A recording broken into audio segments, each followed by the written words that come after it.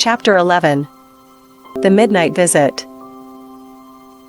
Late one night, while the wind was howling dismally, and the rain poured down in torrents, a carriage drawn by a pair of noble but weary and dripping horses drew up before an inn in the village of Germany. Two men alighted, and muttering discontentedly about the storm, hastened within the friendly shelter of the inn.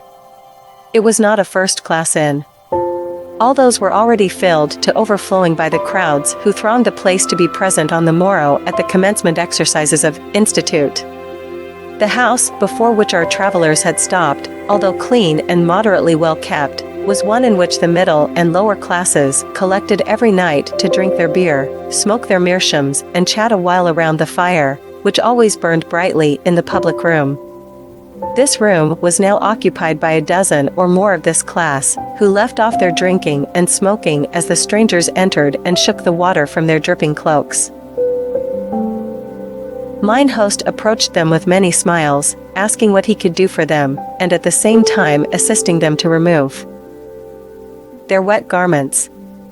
"Give us a warm, private room, and something hot to eat and drink," replied the younger of the two gentlemen, "and be quick about it too," he added, "for we are almost perished with this cold, miserable storm." The speaker took off his hat as he spoke, revealing the handsome face of Ralph Moulton, while his companion proved to be Ralph Moulton the elder.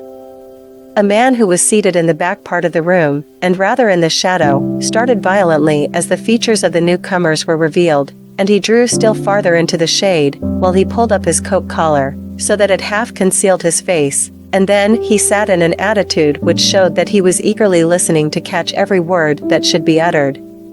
In a few moments the host entered, saying their room was in readiness, and that supper would soon be served to them. "A wet night," he said, affably, while he lighted a candle. "Yes, blast it," replied Ralph, the younger, who constituted himself spokesman. "A mighty disagreeable night for anyone to be out.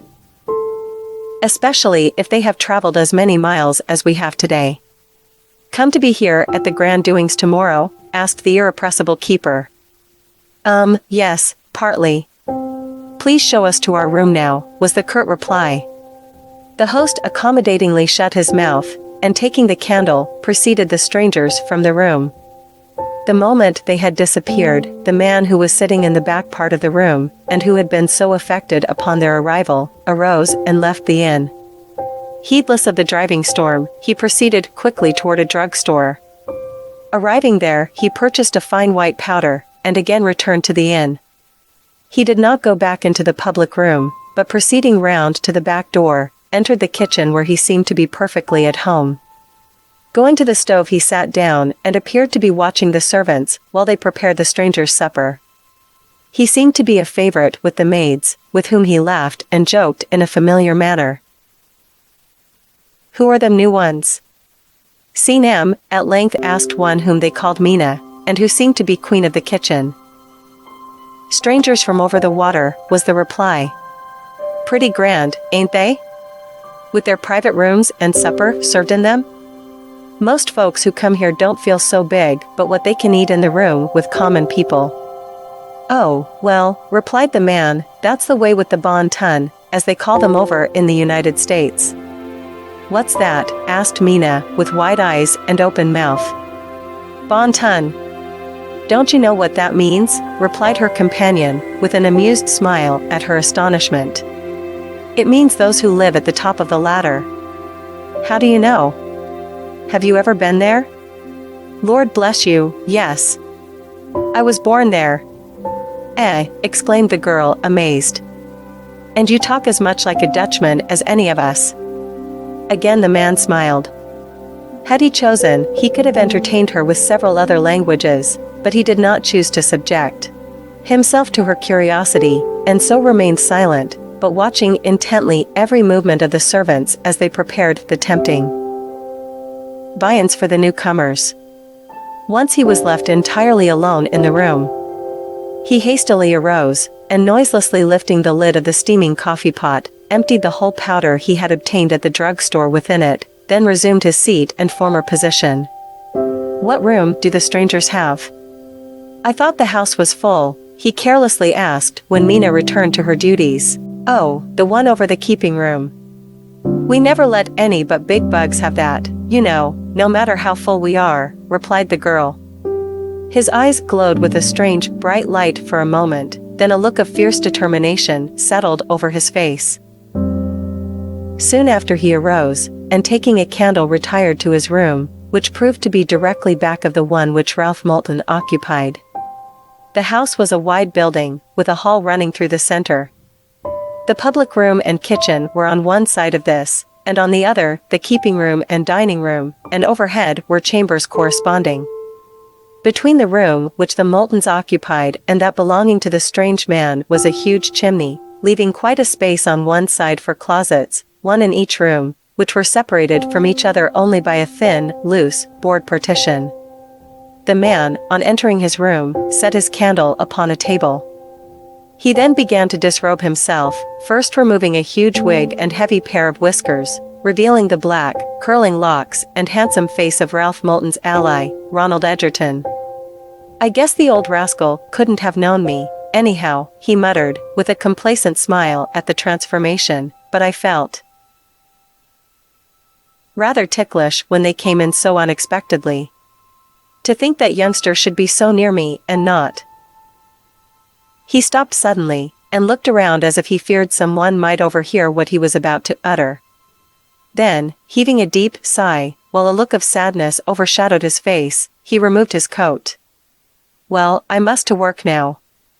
I am bound to know if he has it in his possession.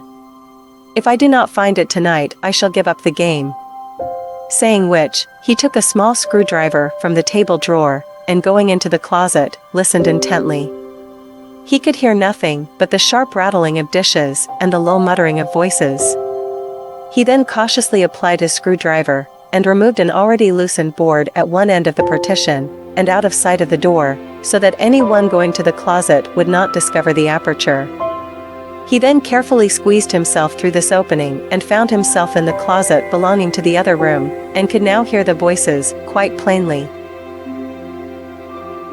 He crept softly along to the door, and applying his ear to the crevice, could easily catch every word that was uttered. Squire Moulton was speaking, and he heard the words, "Let the girl go to the deuce, boy, you have something of more importance on hand just now." "I tell you, uncle, I would give up everything to gain Dora DuPont for my wife," said Ralph, excitedly. "What?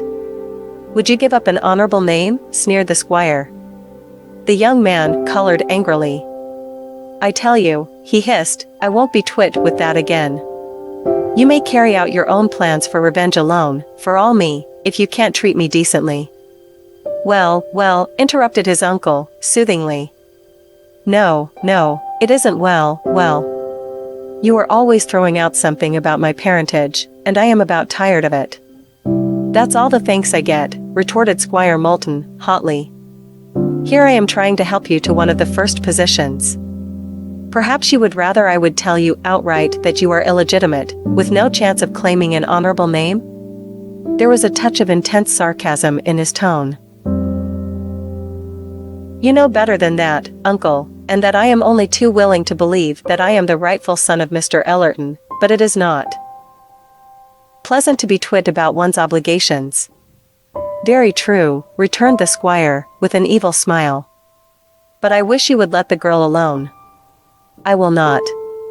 I have sworn that I will have that girl for my wife, and have her I will." "Well, let us talk of something else, then. You know Ellerton will be here to witness the honors with which his son is to graduate. He has not yet arrived. I bribed the driver who was to bring him not to let him arrive until after the exercises had commenced.